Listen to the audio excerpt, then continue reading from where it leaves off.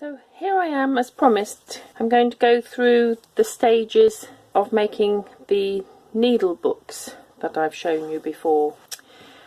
I will have to go off camera to do a bit of the sewing, but I'll show you each stage as it happens. So the first thing I do is to find a suitable cover. So I found this piece of fabric. It was in one piece like that, and while I could have just folded it, what I considered was that I was going to want to put pockets here, so the these nice blue leaves would have been covered up. So in the end I cut the piece in half, and then I'm able to turn that round. So that's the lining, and then the pockets will go here. So you need to cut out a cover and a lining, and then you'll need 2 pieces for the inside, and they need to be smaller so that the cover, I mean, there will be a seam here so that the cover covers the inside, unless you want it sticking out a bit. Now what I tend to do is I choose a sort of a gauze linen type fabric with a thicker fabric, because you don't want it getting too bulky when you're sewing. And then you have to consider, before you start sewing up the edges, what you're going to want to put in. So I'm going to want to put pockets in here. I've chosen this fabric, so I'm going to want to lighten that up a bit by, I tend to put sort of bits of patchwork on, so I sort of cut strips, and I'll maybe put a strip there, so I can sew all these things on before I actually sew the pieces together. And then I might put a little bit here just to make those 2 match. So that's what I'm going to do first. I'm going to, with this bit, I'm going to put on my pockets, and I've chosen a piece of fabric for that. So that's going to be like that. And before I attach this to the outside, I can hide all the seams and things inside there. So I'll put a pocket on there. I have another pocket which may go on there, because it doesn't really matter what fabric you have. It's nice to use up bits and pieces of remnants, because the overall finish, because you embellish it so much with buttons and pins and jewels, the fabric tends to get a bit covered up, so don't worry too much if you haven't got anything suitable, because I put a nameplate on there, and I might put a brooch or something. You could put a pocket on the outside or on this side, so it's entirely up to you, because it's quite a unique thing for you to design and make. So you don't have to follow a guide. You can just decide yourself where you want to put pockets and belly bands. But it's useful to do that before we start sewing up edges. In this, I'll get this out of the way, in the inside piece, what I tend to do is put a pocket, a big pocket in one of the sides. So I'll do that before I close it, and I'll show you that. I'll just show you. I'm making it 2 or 3 at the same time, because it just makes it easier that way. So this one I've chosen this as a cover, and then this is going to be the lining, and then I'll jazz that up with some extra bits that I've got here. So I might cut a belly band or something. And I often use tape measures, old tape measures that are stretched and in no more use to make belly bands. Then inside I've got this fabric, which I thought it's just choosing colours to go together really. So that's that one. I've got friends already lined up for these, so I know who I'm making them for. And then this one, I've got this as a cover, and it's such a nice piece that I didn't want to cover up the other side with a lining, so I'm just going to leave that one as it is. And I've got to think carefully about how I put pockets on, because obviously I don't want them showing on the outside. So I'm going to have to think about how I do that, and I'll show you when I've worked it out. And then inside I've got this lining, so this is too big, I've got to cut this down a bit. So there we are, that's the start, to cut your pieces out and just have a fiddle about with where you want to put pockets and belly bands. So I'm going to go away and start on the sewing, and then I'll come back before I sew the edges round. Okay, well, I've been busy. I'm only going to show you one of the books I've worked on because it'll get very muddly otherwise, but at the end I'll show you all of them. So the cover's just the same because I'm going to put a nameplate on here and some jewellery, but I haven't got round to doing that. So the inside of the front cover, I've sewn on an old tape measure in two places just to make a little belly band there. Then I've sewn a pocket on, so you can see it's all going to be hidden inside the lining.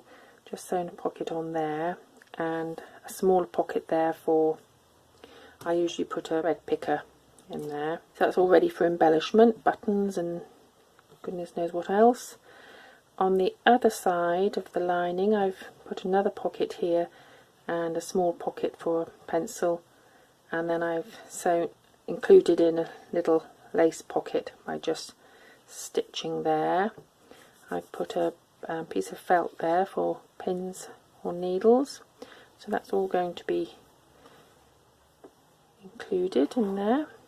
So what I'll do next with this, when I've tidied it up, is I'll put the right sides together and then I'll stitch around the edge.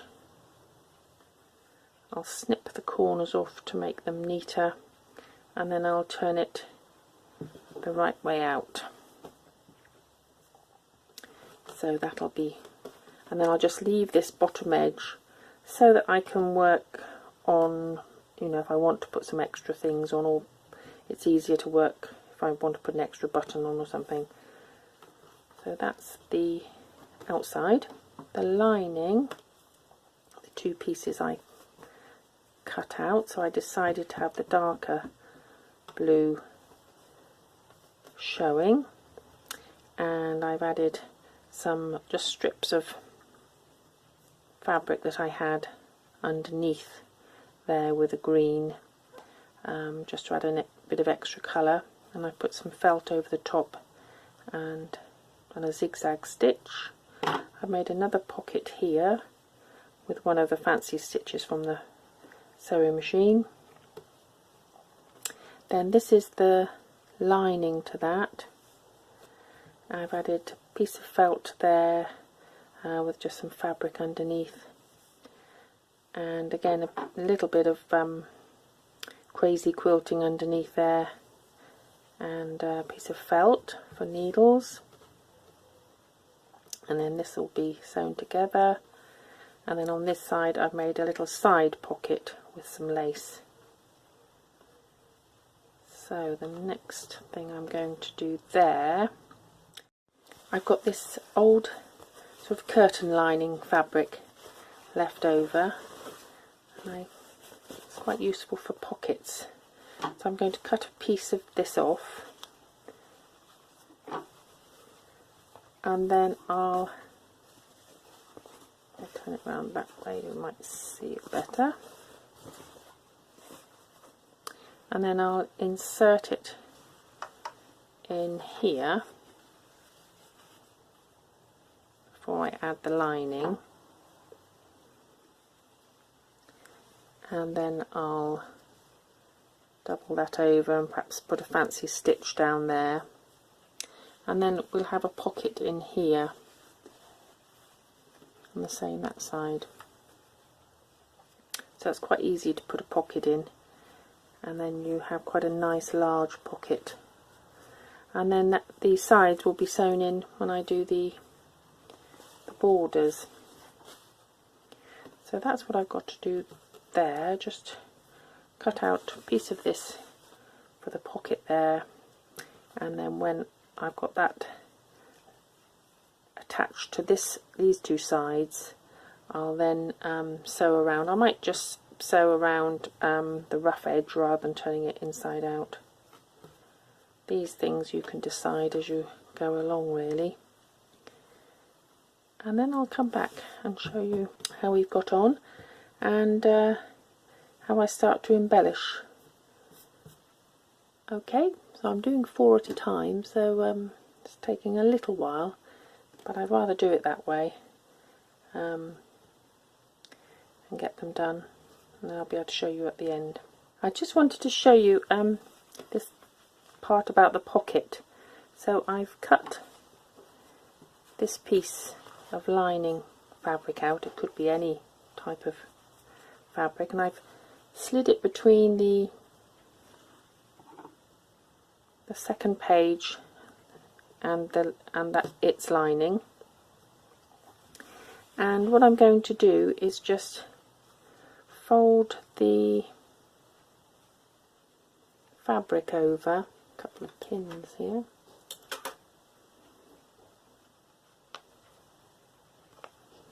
and I'll pin that right along there. That's what I mean about making it up as I go along. I might do it completely different on the other ones.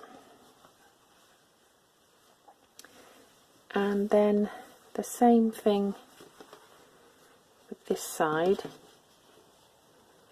So I'll pin that. I'm just going to do this quickly.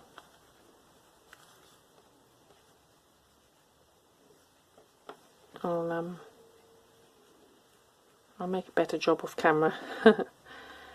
And then I'll sew down here in maybe a fancy stitch, and again on this edge,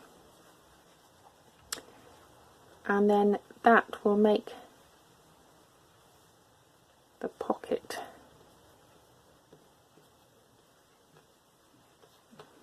And then if you remember that this is the inside page of the sewing book, so I'll be sewing the edges around, and then I'll just cut off this surplus, and I can either just do some zigzag stitch several times around just to keep it neat, and then we'll have a nice pocket in there.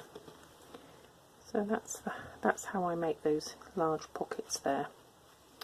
Okay, when I've finished that, then I'll come back and show you. I just thought before I sew the fabric together, I'll just show you that I've added buttons at this stage, and my friend likes her music, and so I've added a little guitar there. Buttons. It's just easier to add them before you sew the two together, and then the same on here on the second page. So I've added a little pair of scissors, a button with a bead on, another button there, a button there, and there. So those things are easier to add before you stitch up. So I did that, and I have stitched around no, along there and along here, and I've cut off the surplus fabric from the pocket, and then the pocket is quite a nice deep pocket there. You could put a popper on there if you like, but I don't think there's any need really. So I'm going to this is open still, because I wanted to just make sure I'd got everything on. So I'll do a zigzag stitch around here now a few times. Just gives it a little edge and a pattern. And then on the front of the cover I've added a little jewel. I've still got to do the nameplate, and then I'll, with this one, so that I have a neater edge, I'll do the right sides together and then stitch around, leaving a little gap to unbag it like that. So that's what I'm going to do now. Now I've put the buttons on and things, because the other things that go on are pins and needles and bits and bobs, so they're easier to put on. Okay, well, I'll be back as soon as I've finished that. One thing I forgot to mention before I go, before I sew those together, I've decided with this pocket, I've found this extra little bit of fabric, and I'm going to make a little flap so that the pocket is sealed there. So you could put buttons and things in there if you wanted to. So I'm going to fiddle about with that first, just stitch along there and make a little flap, and then I'll put a, I haven't got a button here, but I'm going to put a blue button on, or maybe one of those on there. So I'll do that as well before I stitch the lining and the front cover together. Hello, back again. Right, I've got so far with the needle books. I've sewn these two pages sides together, turned it the right way out, and then I've top stitched all around. Where I turned the opening in, I've just zigzagged along there as well, just give it an extra edge. Now this book, I didn't measure the pieces of fabric, and when I looked, it was rather wide.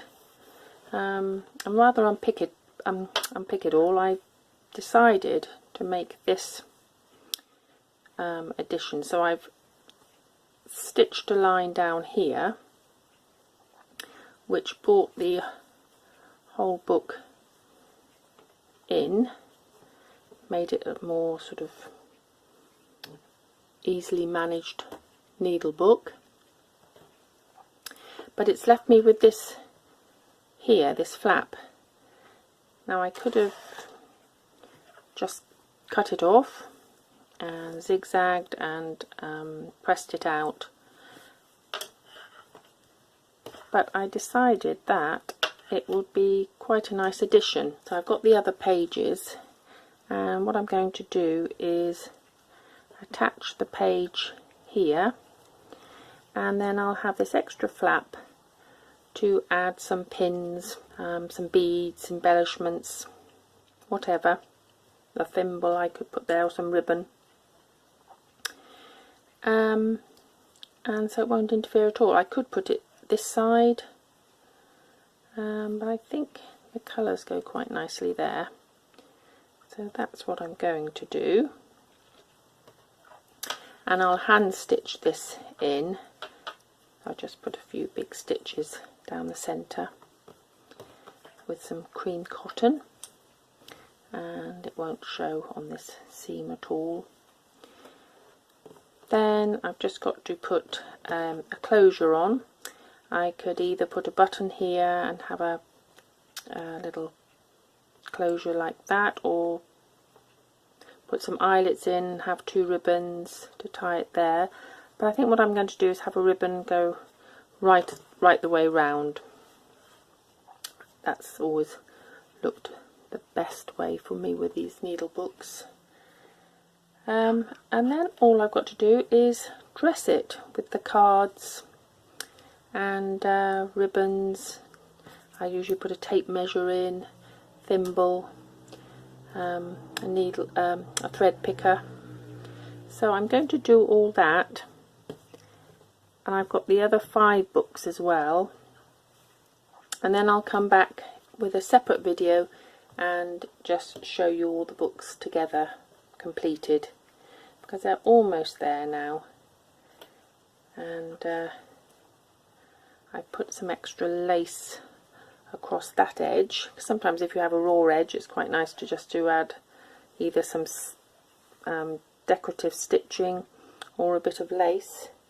And I only had white lace yesterday, so I